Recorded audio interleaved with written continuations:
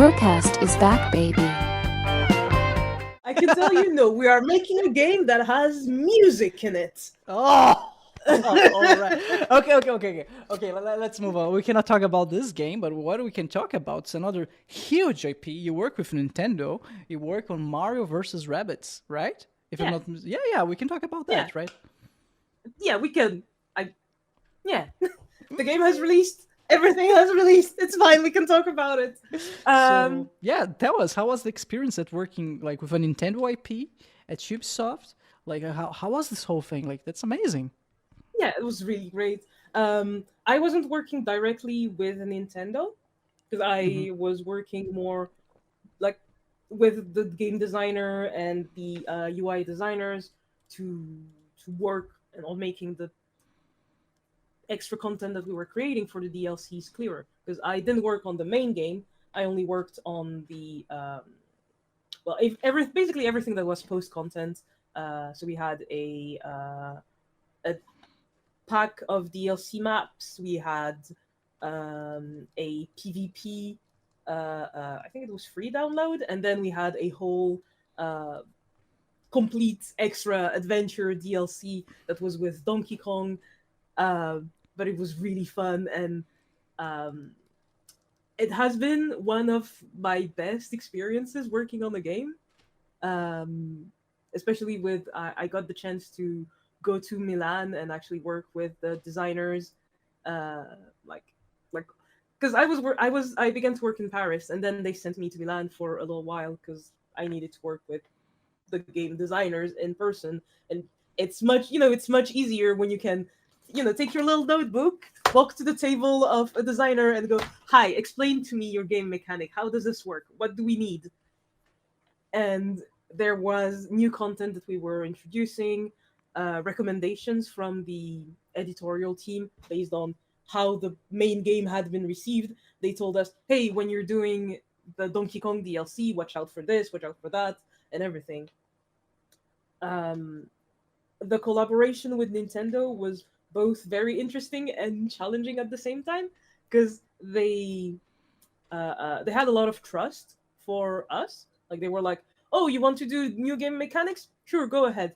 But they're at the same time very protective of their IP and their characters, and we encountered some difficulties when it came to like, "Oh, do we get to change that thing about the character?" And Nintendo was like, "Nah."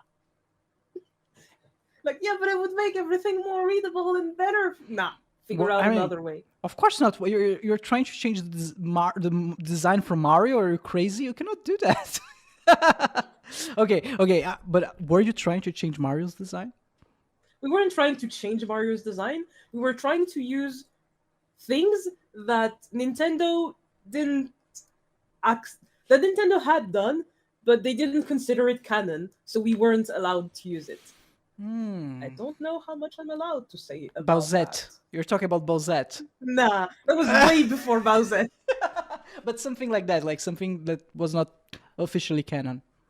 No, something that was in a Nintendo game, Oh, and all they right. said this is not part of the Mario canon that we want to consider, so you can't use that. Actually, sorry. But it was in an actual Nintendo game that was released, and we were like, can we use that? And they were like, Mm-hmm. nah, don't. Figure out another way.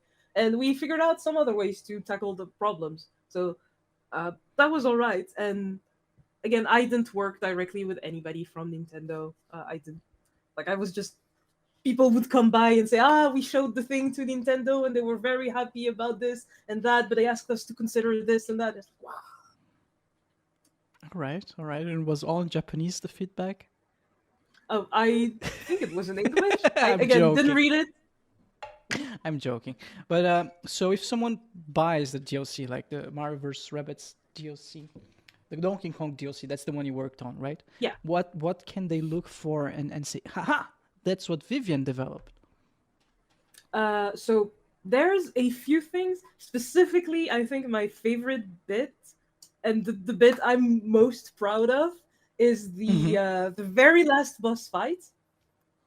Um, this boss has a specific mechanic where he is invulnerable for a while, and you have to do specific interaction in order to make him vulnerable and be able to actually damage him with your regular attacks and your regular weapons.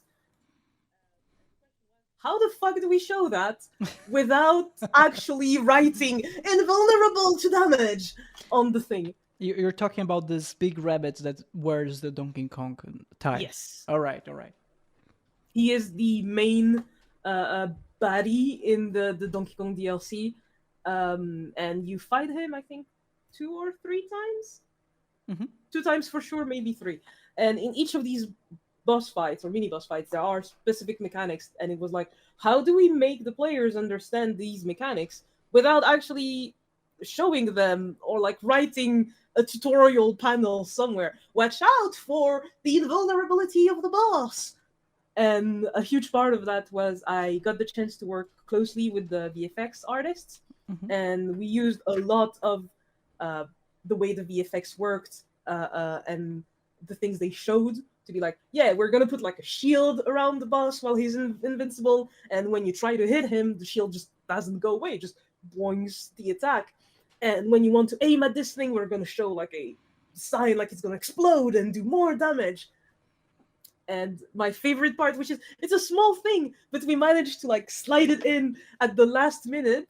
In the very last boss fight, you can't do damage to the boss for a time. And we're like, how do we show that on the boss fights, on the boss's HP bar? And the solution we found was to make it look bugged. So if you look at the final boss fight, there's a point where you can see his life bar has like glitches, like visual glitches all around it. And at the right after we had released the DLC, we had feedback from the streamers and influencers that we'd sent and like early preview versions of the game to, and our community manager and stuff like gave us back, like sent the teams extracts from those streams and from the people who are playing, so like, here, look at their reaction and everything. And I think my favorite was looking at a streamer who actually got to that point in the boss fight and was just like, what? What's going on? Why is it bugged? He didn't realize that it was. He thought it was like a real bug. No, I mean, I guess afterwards she managed to like go on with the rest of the boss fight. But that was the intention. That was to make players go like, what the fuck is up with that? What's going on? This is weird. Because we can't just show them, this means that the boss fight is invulnerable to damage. Do not try to hit the boss while he is invulnerable. Like, you don't want to have a whole chunk of tutorial like that in the middle of your very exciting boss fight. So we had to be like, make the players question things, and so that they can associate that, oh, it didn't work because it's bugged. And that's good UX, right? The player understood immediately that what was going on, or maybe he not immediately, but after a few seconds, and you didn't have to explain anything, like, yeah, in a written form. That's the ideally a good user experience is, well, it also depends on what specific kind of user experience you want to do, because sometimes you do have to explain. Sometimes it's just too complex to try and make it look understandable, like at a glance with just VFX and animations and stuff. Sometimes you do need to have, alright, here's the game rules, here's how it works, you're gonna have to do this and then that and then that. And as long as you can make it clear enough and the players can understand it, even though you had to rely on text, I don't think that's bad UX. As long as you don't leave the players confused or uncertain of what they can or cannot do. So since then, I think the sequel, Sparkles of Hope, have been released. How proud are you? You didn't work on this one, right? Not at all. But I'm so happy for them. Why? I looked at it. I haven't played it. I believe it's a good game because I believe in the team that made it. Nice answer. Yeah, nice answer. But it looks like a very good game. I know that they did a few changes on how the game was previously. Like before, you had to move in a grid. Now you're a little bit more freeform in the way you can move your characters on the tactical combats. And I looked at a few videos of people streaming. I didn't watch all of it because I want to buy the game for myself eventually to be able to play it. bullshit. How long ago it has been released? You're not buying it. It's been years. The problem is I need to buy a new Switch, or at least new Switch controllers, because both of my Joy-Cons have died. Oh, the Joy-Cons are So horrible. I need to buy new ones in order to be able to play. But there's like a shortage, or they're very expensive everywhere. Watch full episodes of the BRUCAST on the main YouTube channel, youtube.com/@brewfrasca.